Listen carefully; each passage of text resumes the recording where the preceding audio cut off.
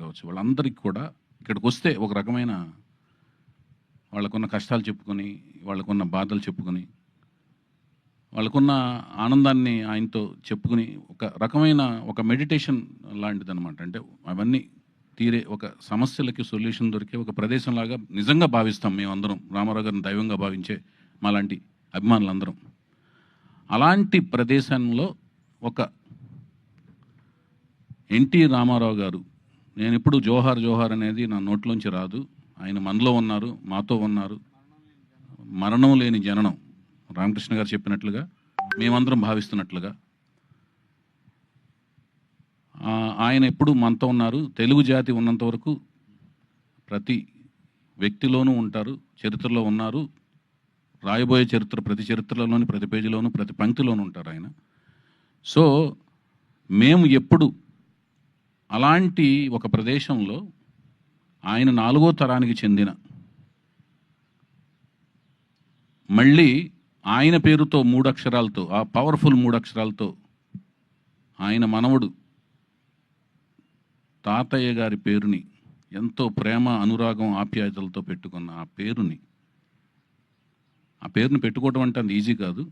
ఆ పేరును పెట్టుకున్న వ్యక్తి, పెట్టుకోవడం అంటే మళ్ళీ అది ఫైన్ ఆర్ట్స్లోనే రాణించాలి. చాలామంది పెట్టుకుంటారు పేర్లు, మళ్ళీ ఫైన్ ఆర్ట్స్లో రాణించాలి. ఆయన ఏ ఫైన్ ఆర్ట్స్లో అయితే రాణించారో ఆ ఫైన్ ఆర్ట్స్లో రాణించాలి. పుట్టినప్పుడు పెట్టుకుంటాం, పెరిగి పెద్దయిన తర్వాత ఆ ఫైన్ ఆర్ట్స్ ఆయనలో కనపడాలి. అలా కనపడిన ఆ అబ్బాయి నా కళ్ళల్లో పడతాం. ఆ కళ్ళల్లో కనపడిన అబ్బాయి యొక్క లాంచింగ్ ముహూర్తం, షూటింగ్ ముహూర్తం ఈ ప్రదేశంలో జరగటం, నేను అనుకోవటం, అది జరగటం, అది కూడా ఆయన యొక్క, మా దైవం యొక్క కుమార్తెల చేతుల మీదుగా జరగటం అనేది ఒక అనిర్వచనీయమైన అనుభూతి, అద్వితీయమైన మరుపురాని ఒక ఘట్టం అన్నమాట. ఆయన ఏమైతే ఆలోచించి వాళ్ళ కుమార్తెలకి ఈశ్వరి ఈశ్వరి ఈశ్వరి అని శక్తి స్వరూపాలుగా పేర్లు పెట్టారో, ఆ శక్తి స్వరూపాలు అంటే నిన్న కాక మొన్న నేను వేసిన ఒక పాంప్లెట్, అంటే వీళ్ళు మా స్పెషల్ ఆస్పిషియస్ గెస్ట్స్ అతిథులు అని నేను ఏదైతే ఒక పాంప్లెట్ వేశానో, ఆస్పిషియస్ గెస్ట్స్ అని వేశానో, అక్కడ అది నేను చూసుకుంటే నాకే ఆశ్చర్యం వేసింది ఆ డిజైన్. అంటే ముగ్గురు అతిథులు, ముగ్గురు కుమార్తెలు. ఆ ముగ్గురు కుమార్తెలు ముగ్గురు ఒక సైంటిస్టులు అనమాట, మహిళా సైంటిస్టులు ముగ్గురు. ఆ మెమోరియల్ ఎలా అనిపించిందంటే నాకు శ్రీహరికోటలో లాంచింగ్ ప్యాడ్ లాగా అనిపించింది. రాకెట్ను లాంచింగ్ చేసి ఒక లాంచింగ్ ప్యాడ్ లాగా అనిపించింది. ఆ లాంచింగ్ ప్యాడ్లోంచి ఒక రాకెట్ని, ఒక మిసైల్ని, ఒక స్టడ్ని స్టార్స్ కేటగిరీలోకి లాంచ్ అయిపోయే ఇందుకు వచ్చి సైంటిస్టులు ముగ్గురు పూనుకుని, ఒక మహిళా సైంటిస్టులు పూనుకుని లాంచ్ అయిపోతున్నారు అన్నట్టుగా నాకు డిజైన్ చేసిన తర్వాత అనిపించింది, డిజైన్ చేయించుకున్న తర్వాత అనిపించింది. ఆ మిసైల్ మరెవరో కాదు, ఆ స్టడ్ మరెవరో కాదు, ఫ్యూచర్లో ఆ స్టార్స్ కేటగిరీలోకి అద్భుతమైన రేంజ్లోకి వెళ్ళబోయే స్టార్ ఎన్టీఆర్, మా ఎన్టీఆర్ అని అనిపించింది. నాకు అది గర్వకారణంగా అనిపించింది. అది భవిష్యత్తులో జరగబోతుందని నాకు అనిపిస్తుంది, ఇన్స్టిట్యూషన్ అనిపిస్తుంది. ఇదంతా ఎందుకు అనిపిస్తుంది అంటే దానికి విశేషమైన కృషి, విశిష్టమైన కృషి, కావాల్సినంత కసి తనలో ఉన్నట్టుగా నాకు అనిపించింది. దానికి ఇదంతా ఎప్పుడు అనిపిస్తుంది అంటే ప్రాజెక్టుకి కావాల్సిన కృషి, పట్టుదలతో కసిగా మేము పనిచేయటం, జయాపజయాలనేది మీరు చూసి రేపొద్దున మాకు ఇచ్చే రిసెప్షన్లోంచి ఆధారపడి ఉంటాయి. సో ముగ్గురు రామారావు గారి ముగ్గురు కుమార్తెలు, వాళ్ళ మనవడి రూపంలో ఉన్న, మళ్ళీ ఎన్టీఆర్ పేరుతో ఉన్న అబ్బాయిని, వాళ్ళ నాన్నగారి పేరుతో ఉన్న అబ్బాయిని, మనవడి రూపంలో ఉన్న అబ్బాయిని వాళ్ళ చేతుల మీదుగా వెండితెర ప్రపంచానికి ఆయన యొక్క మెమోరియల్ ప్లేస్లోంచి పరిచయం చేయటం అనే ఒక అపురూపమైన ఘట్టంలో, ఆయన వీరాభిమాని అయిన నేను దర్శకత్వం వహించే ఒక అపురూపమైన ఘట్టంలో నా భార్య సన్నిహితులు, స్నేహితులైన అమెరికా ఫ్రెండ్స్ రమేష్ అత్తిలి గారు నాయకత్వంలోని ఫ్రెండ్స్ అందరూ భాగస్వామ్యం అయ్యి, మళ్ళీ నా భార్య నిర్మాతగా వాళ్ళందరూ కలిసి ప్రొడ్యూస్ చేసే, ఒక మహిళలందరూ కలిసి ఒక చేసే కార్యక్రమంలో భాగస్వామ్యం అవటం అనేది ఒక గొప్ప మరుపురాని ఘట్టం. ఇందులో మన తెలుగు అమ్మాయిని హీరోయిన్గా పరిచయం చేసే ఒక కార్యక్రమం కలిసి రావటం కూడా, ఇదంతా కూడా నాకు ఒక అదృష్టం కింద భావిస్తున్నాను. తను కూడా కూచిపూడి డాన్సరు, మంచి అమ్మాయి. సో ఈ కార్యక్రమం మళ్ళీ ఒక మరుపురాని ఘట్టం కింద ఫీల్ అవుతున్నాను. అలాగే ఈ ఘట్టంలో ఎప్పుడు అంటే మేము మాకు హరికృష్ణ గారితో 3 సినిమాలు చేసిన పరిచయంలోనూ, అంతకుముందు అసిస్టెంట్ డైరెక్టర్గా చేసిన పరిచయాల్లో, ఆ కార్యక్రమాల్లో ఎప్పుడు కూడా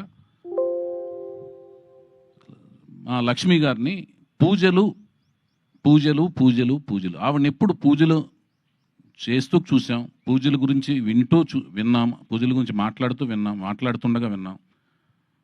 పూజలు ఆవిడ వచ్చి పూజ చేస్తుండగా మాకు పూజా కార్యక్రమాలు నిర్వహిస్తుండగా ఈ షూటింగ్ ముహూర్తం అనేది స్టార్ట్ అవడం, పూజా కార్యక్రమాలు నిర్వహిస్తుండగా స్టార్ట్ అవడం అనేది గొప్ప శుభసూచకంగాను, అది అదృష్టం కింద భావించాం.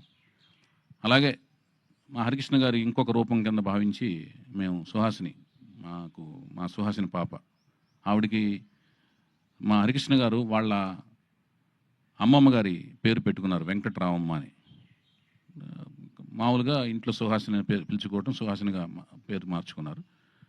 సో ఆ వెంకటరామమ్మ తన అమ్మమ్మ గారు, నాయనమ్మ గారి పేరు పెట్టుకున్న ఆవిడ పేరు మీద ఆవిడ నాకు స్క్రిప్ట్ ఇస్తూ ఆయన యొక్క స్లాంగ్లో చౌదరి ఒళ్ళ దగ్గర పెట్టుకుని తీయన్నట్టుగా మాట్లాడుతూ నా స్క్రిప్ట్ అందించడం దర్శకుడిగా, ఆవిడతో పాటు ఆవిడ కజిన్స్, సిబ్లింగ్స్ అందరూ కలిసి ఇవ్వటం అనేది అంతా ఒక రకమైన వాతావరణం అంతా నాకు చక్కగా, అంటే మంచిగా ఒక అనిరుచినైన అనుభూతిని కలిగింది నాకు.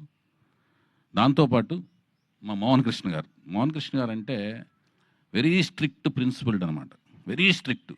అంటే మనం ఆయన్ని మాయలో మభ్య పెట్టలేం. మనం మభ్య పెడతాం అనుకుని తెలిసేలోపు స్ట్రిక్ట్గా మారిపోతుంటారు. ఆయన్ని అసలు మభ్య పెడతాం కష్టం. అలాంటి ఆయన్ని ఒక షాట్గానే అడిగిస్తే ఆయన దేవుడి దేవులు ఒప్పుకోవటం, ముహూర్తం షాట్గా ఆయన డిఓపి కింద మాకు చేసుకోగలగటం. అంటే రామారావు గారిని డిఓపిగా చేసిన ఆయనతో మా ముహూర్తం షాట్ చేసుకుని మళ్ళీ మనవడి యొక్క ముహూర్తం షాట్కు డిఓపిగా ఆయన చేసే ఒక విచిత్రమైన, ఒక అనిర్వచనమైన సంఘటనలు ఆయన లాక్ చేసుకోగలగటం, ఇవన్నీ కూడా అన్ని విచిత్రంగా జరిగినాయి. అలాగే ఎక్కడో ప్రపంచంలో ఒక టూర్లో ఉన్నారు మా రామకృష్ణ గారు. మాకు నందమూరి అభిమానులందరికీ ఒక ఆక్సిజన్ లాంటి ఆయన. ఎందుకంటే ఎప్పుడు వెళ్ళినా కూడా నవ్వుతూ మాడుతుంటారు. ఆయనకి ఏం కష్టాలు ఉన్నాయో, ఏమున్నాయో ఏం తెలియదు, ఎన్ని పనులు ఉన్నాయో బిజీగా. ఏమన్నా ఆక్సిజన్ మీరు మాకు కనపడగానే మాకు కార్బన్ డైఆక్సైడ్ ఎక్కడ ఉందో తెలియదు, కానీ ఆక్సిజన్లా ఫీల్ అవుతాం మిమ్మల్ని. సో మీరు చూడండి ఎంత ఓపికగా ఉన్నారో.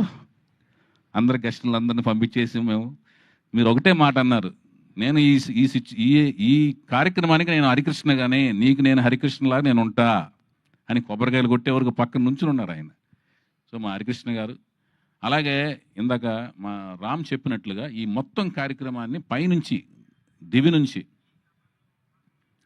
మా నందమూరి అంటే లక్ష్మయ్య చౌదరి గారు, వెంకటరామ గారు మాకు తెలిసిన, ఆ తర్వాత జనరేషన్లో అయిన మా రామారావు గారు, పక్కనే త్రివిక్రమరావు గారు, ఆ పక్కనే నుంచొని చూస్తున్న సాయికృష్ణ గారు, మా హరికృష్ణ గారు, ఆ పక్కనే ఉన్న మా జానకిరామ్ గారు, ఆ పక్కనే ఉంచిన మా తారకరత్న గారు, అందరూ ఈ కార్యక్రమాన్ని చూస్తూ పులకించిపోతుంటారు. వైవిఎస్ చౌదరి మన కుటుంబ అభిమాని, సరదాగా మంచిగా కష్టపడి సినిమా తీస్తున్నాడు మనోడితో, నందమూరి తారక రామారావుతో అని. అలాగే మన సినిమా అనుకున్న కాడి నుంచి అందరి ఆశీస్సులు ఉన్నాయి, అందరు కుటుంబంలోని అందరి ఆశీస్సులు, రకరకాల అందరూ కుటుంబంలోని తను చెప్పినట్టు తన తాతయ్య వరుస అయ్యేవాళ్ళు అందరూ యంగే, కానీ తాతయ్య వరుస అవుతారు. ఎందుకంటే తను 4th జనరేషన్లో ఫస్ట్ పెద్ద కిడ్డు, జానకిరామ్ గారు 3rd జనరేషన్లో పెద్ద కిడ్డు, ఇతను 4th జనరేషన్లో పెద్ద కిడ్డు. సో అందరూ పాపం ఇతను యంగ్, తొందరగా యంగ్, వాళ్ళు తొందరగా ఓల్డ్ లాగా కనపడతారు, కానీ అందరూ యంగే. తాతయ్య వరుస అయ్యే వాళ్ళు అందరూ సపోర్ట్ ఉంది. అందుకనే ఈరోజు చూసుంటారు ఎంతమంది అన్ని జనరేషన్స్ వాళ్ళందరూ వచ్చారు, ఫ్యామిలీ కుటుంబీకులు అందరూ వచ్చారు.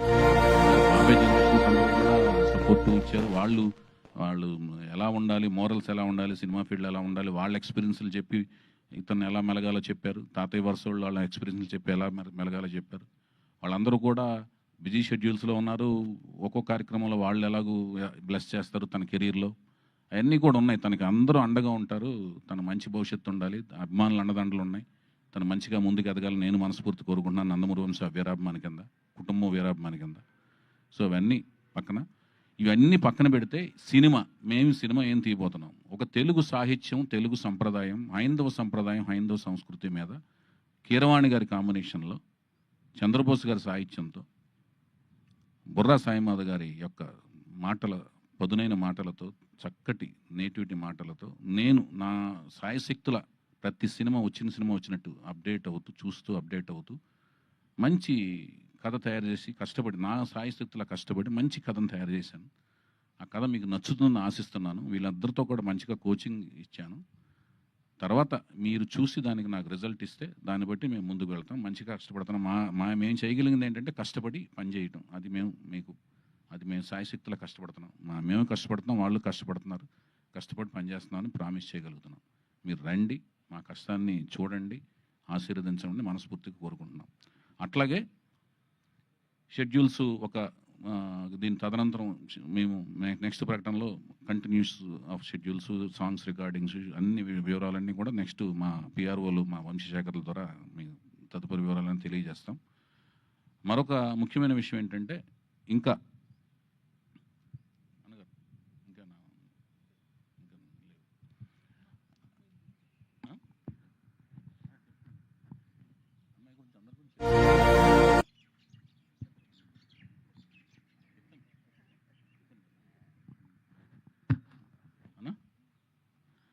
అది ఈ అందరూ రావటం అనేది ఇంకా అంత. అలాగే అతి ముఖ్యమైన విషయం ఏంటంటే, అలాగే మా పూజా కార్యక్రమంలో ముఖ్యమైన అంశం ఏంటంటే, వసుంధర గారు నాకు ద్వారా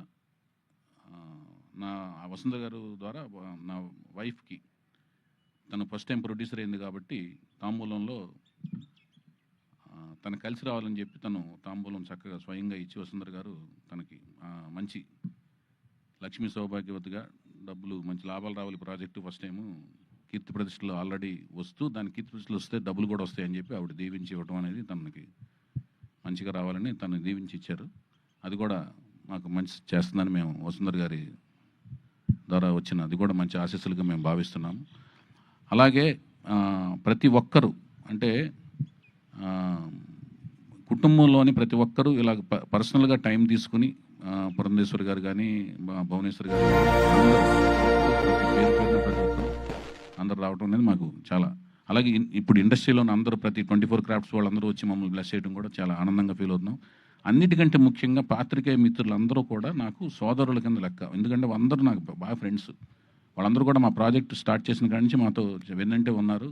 నన్ను సోదరులా భావిస్తూ నన్ను మా సినిమా ప్రకటనలన్నింటినీ కూడా చక్కగా ముందుకు తీసుకెళ్తున్నారు. వాళ్ళందరికీ ధన్యవాదాలు తెలియజేసుకుంటూ మీరు మాకు సహకరించండి అని మరొకసారి విన్నవించుకుంటూ thank you so much. Thank you sir, thank you so much. ఇంతటి పుణ్యస్థలంలో ఆరాధ్య దైవం అయినటువంటి నందమూరి తారక రామారావు గారి ఆశీస్సులతో, నందమూరి కుటుంబ సభ్యుల ఆశీస్సులతో మొదలైనటువంటి ఈ చిత్రం దిగ్విజయంగా షూటింగ్ పూర్తి చేసుకుని త్వరలోనే రిలీజ్ అయ్యి గొప్ప విజయం సాధించాలి అని మనస్ఫూర్తిగా కోరుకుంటూ ఈ